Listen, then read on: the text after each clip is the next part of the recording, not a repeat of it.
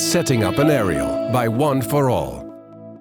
When setting up the aerial, please point the front towards the nearest TV transmitter. If you are not sure where the TV transmitter is, simply look at the aerials on the rooftops on other houses in your area and see what direction they are facing. If the quality of your image is not satisfactory, try to turn the aerial both left and right and see when the quality of the incoming signals improves. If the image does not improve enough, put the aerial near a window and see if the signal gets better.